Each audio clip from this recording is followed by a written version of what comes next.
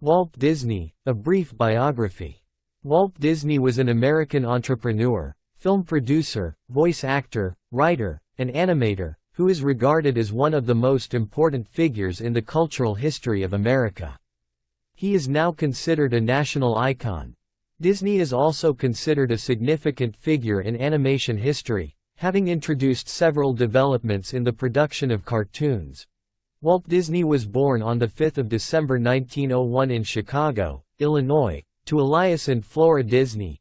Disney was the fourth child and had three older brothers, Herbert, Raymond, and Roy. In 1903, his sister, Ruth, was born. When Disney was 4 years old, the family moved to a farm in Marceline, Missouri. It was there that Disney became interested in drawing when he was paid to draw a neighbor's horse. He soon began practicing drawing by copying the front-page cartoons of political activist and cartoonist Ryan Walker, that appeared in the Appeal to Reason newspaper. Gradually, he also began using and experimenting with crayons and watercolors. In 1909, Walt Disney, aged 7, began going to the Park School in Marceline along with his sister Ruth. 2 years later, the family moved to Kansas City, Missouri, where Disney enrolled at the Denton Grammar School. At the school, he met and befriended Walter Pfeiffer, who introduced him to motion pictures and to the theater of vaudeville, a theatrical genre of variety entertainment that originated in France at the end of the 19th century. Soon he began spending more and more time at Pfeiffer's home. Around this time, Disney's father purchased a newspaper delivery route for the Kansas City Times and the Kansas City Star, because of which, Disney and his brother Roy had to wake up at 4:30 every morning in order to deliver the Times before going to school. And every evening after school, they would go around delivering the Star. This daily schedule was hectic and tiring, and the two of them would continue to do it for more than 6 years. Disney later enrolled at the Kansas City Art Institute, where he attended courses on Saturdays and also began a correspondence course in cartooning. In 1917, the Disney family moved back to Chicago. In Chicago, Walt Disney, aged 15, enrolled at McKinley High School. He soon became the cartoonist of the school newspaper, where he often drew patriotic pictures of the First World War. While attending high school, he simultaneously also attended night classes at the Chicago Academy of Fine Arts. After being rejected by the U.S. Army for being too young, Walt Disney forged his date of birth on his birth certificate and joined the Red Cross as an ambulance driver. During his time in the Army, some of his cartoons were even published in the Army newspaper, Stars and Stripes. A year later, Disney returned to Kansas City and began working as an apprentice artist at the Pesman Rubin Commercial Art Studio. There he drew commercial illustrations and cartoons for theater programs, catalogs, and advertising. It was Pesman Rubin that Disney met fellow cartoonist Ub Iwerks. After Walt Disney and Ub Iwerks were laid off by Pesman Rubin in January of 1920, they decided to start their own business called Iwerks Disney Commercial Artists. Unfortunately, they were unsuccessful in attracting enough customers to run the business, and Disney was compelled to take up employment at the Kansas City Film Ad Company in order to earn some money. Soon Iwerks joined him at the company, being unable to run their fledgling business alone. Their first business endeavor was short-lived and they were soon forced to give up on it. At the Film Ad Company, Walt Disney began using the cutout animation technique to produce commercials, which piqued his curiosity in animation. He soon began experimenting with animation at home with a camera and a borrowed book on animation, eventually coming to the conclusion that cell animation was a more promising method than cutout animation. But A.V. Cogger, who ran the Film Ad Company, was not convinced by Disney's findings and was reluctant to try out the cell animation method. Due to Cogger's reluctance to try cell animation at the company, Walt Disney decided to start a new business with a colleague from the company, Fred Harmon. The two of them gained an important client in the local Neiman Theater, for whom they produced short cartoons which were sold as Newman's Laugh-O-Grams. The Laugh-O-Grams was a success, and by May 1921 Disney and Harmon established the Laugh-O-Gram studio. Disney hired more animators for the studio, including iWorks, but even though the Laugh-O-Grams were a success, they failed to generate enough income to keep the company running. Disney even began production of a short silent film of 12.5 minutes titled Alice's Wonderland, which combined live action with animation. Unfortunately, the studio was unable to complete the film in time and went into bankruptcy in 1923. In 1923, Walt Disney, aged 21, moved to Hollywood in the hope of becoming a live-action film director. He tried to sell Alice's Wonderland for a long time and was rejected until finally, film distributor Margaret J. Winkler offered him a contract for 6 Alice Comedies series, along with an option for 2 further series of 6 episodes each. Subsequently, Disney and Roy established the Disney Brothers Studio, later known as the Walt Disney Company, in order to produce films. In 1924, Disney hired iWorks and convinced him to move to Hollywood.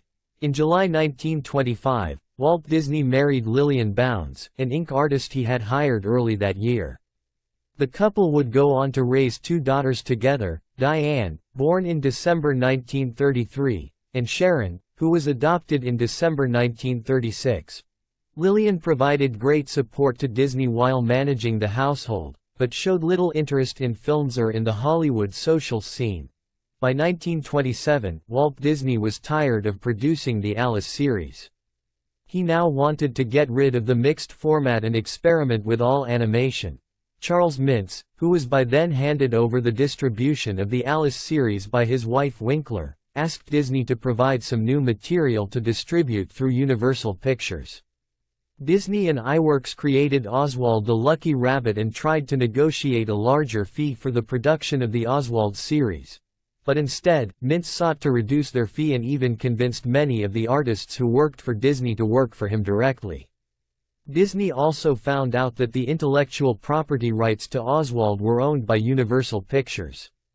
Mintz even went as far as to threaten Disney that he would start his own studio to produce the Oswald series himself if Disney did not accept the reduction in fees. However, Disney was unmoved.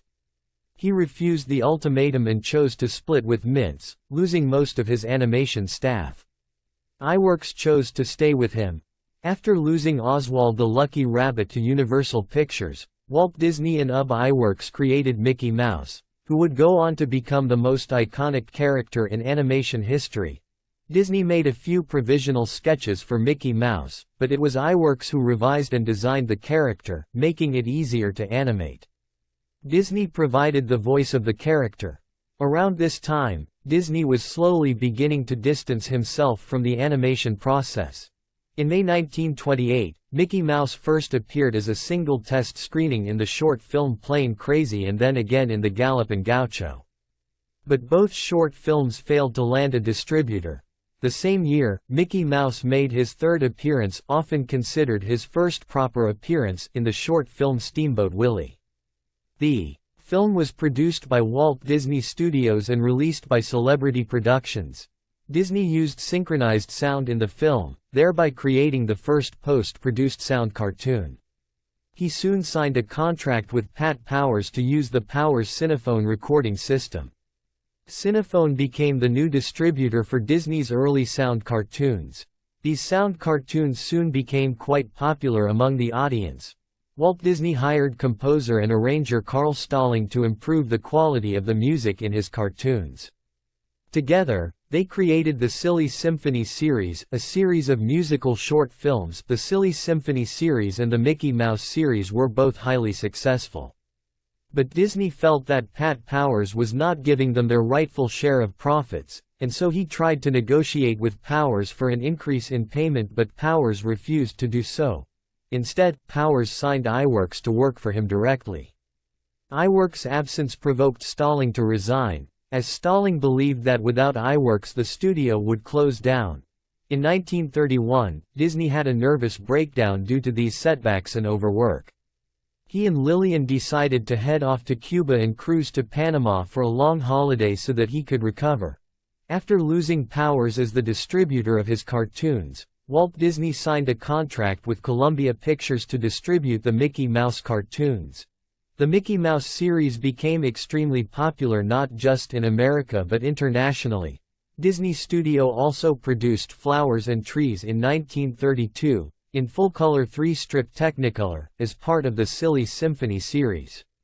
The film was a hit with audiences and won the Academy Award for Best Short Subject Cartoon in 1932. Another short film by Disney, Mickey's Orphans, was nominated in the same category.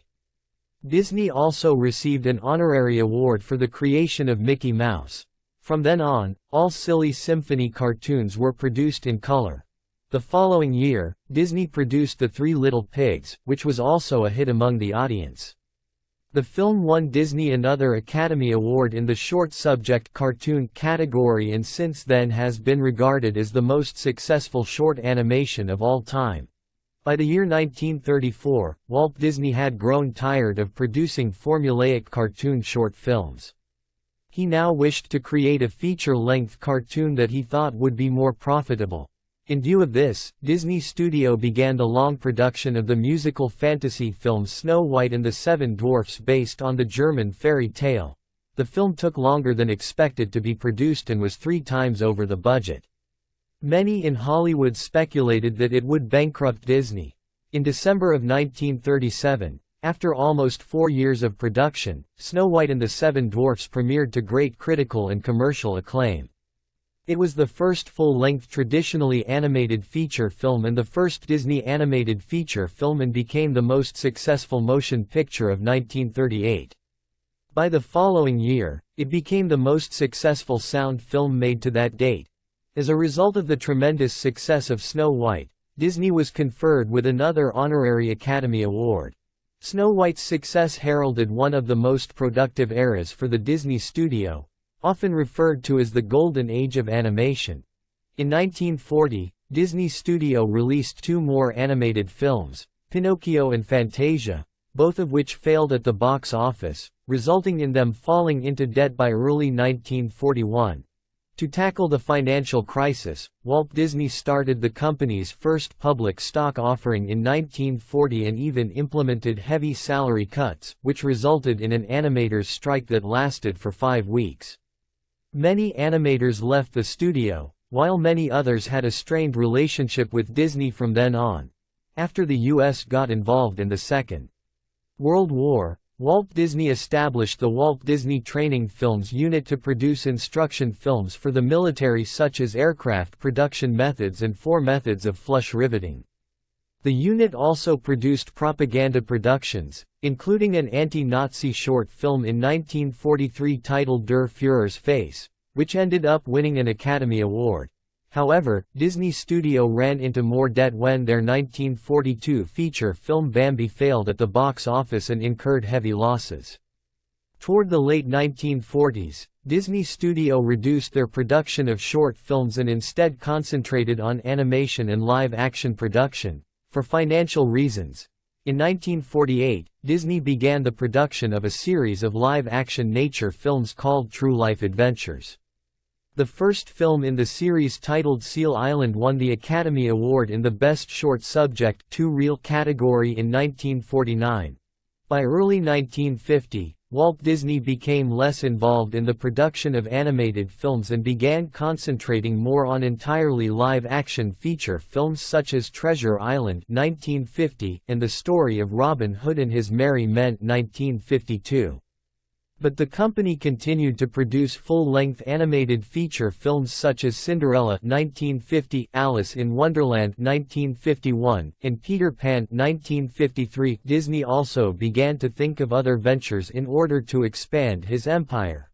After purchasing a plot in Anaheim, California, Disney began work on a theme park in July 1954.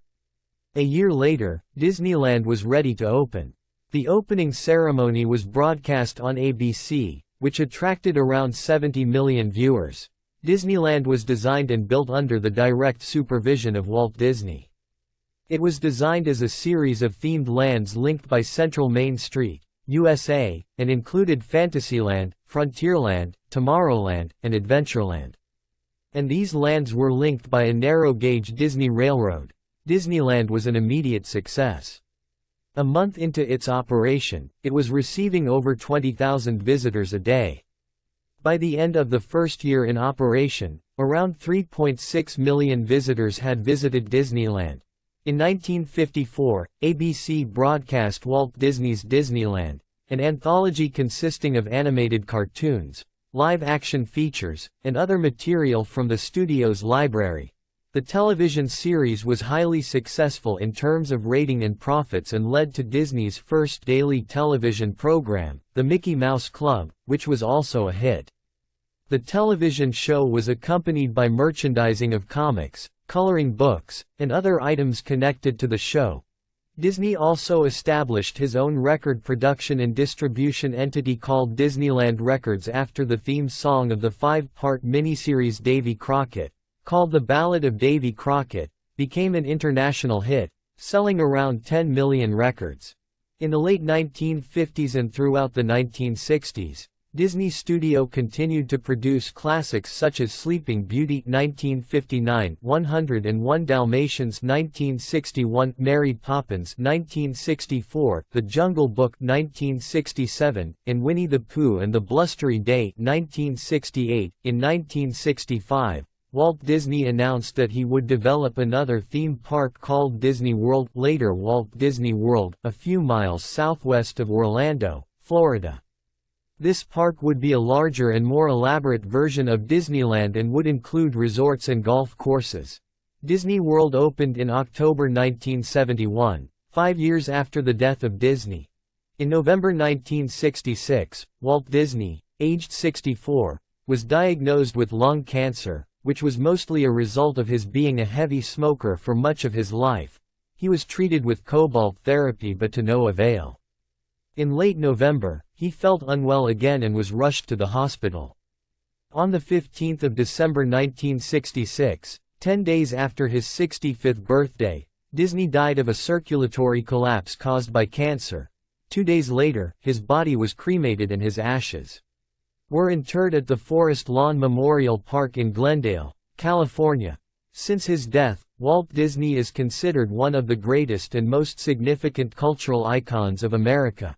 He is, without a doubt, the most influential figure in the history of animation, one who experimented and revolutionized the film and animation world forever. He was a true pioneer and visionary in his field. Disney received a record total of 59 Academy Award nominations, which included 22 awards. He was also nominated for 3 Golden Globes but did not win any, and was honored with 2 Special Achievements Awards and the Cecil B. DeMille Award. He also won an Emmy for Best Producer for the Disneyland television series. In 1960, Disney was inducted into the Hollywood Hall of Fame with not 1 but 2 stars. One for his television work and the other for his motion pictures. He was also inducted into the Television Hall of Fame in 1986 and the California Hall of Fame in 2006. In total, Disney is said to have received more than 950 honors and citations from across the world. He has been a recipient of prestigious awards from countries such as Germany, Mexico, Thailand, France, and Brazil. In 1964, he was given the Presidential Medal of Freedom. The work of Disney is widely regarded as some of the most culturally, historically, and aesthetically significant films and cartoons ever produced. Many of his films such as Steamboat Willie, Snow White and the Seven Dwarfs, Pinocchio, Mary Poppins, The Jungle Book, The Three Little Pigs, Fantasia, Bambi, etc., have become classics in the sphere of films and animation. And several of his characters such as Mickey Mouse, Goofy, Minnie Mouse, Donald Duck, Daisy Duck, Pluto, Genie of Aladdin, and many others have become iconic and everlasting characters that continue to be popular to this day. Apart from his professional success, Disney's life serves as an inspiration to aspiring entrepreneurs and dreamers around the world. He rose from humble beginnings and transformed a minor fledgling studio into a giant multinational industry powerhouse. His company continues to create and produce films, television series, and stage entertainment. I think we can all agree that Walt Disney was truly one of a kind.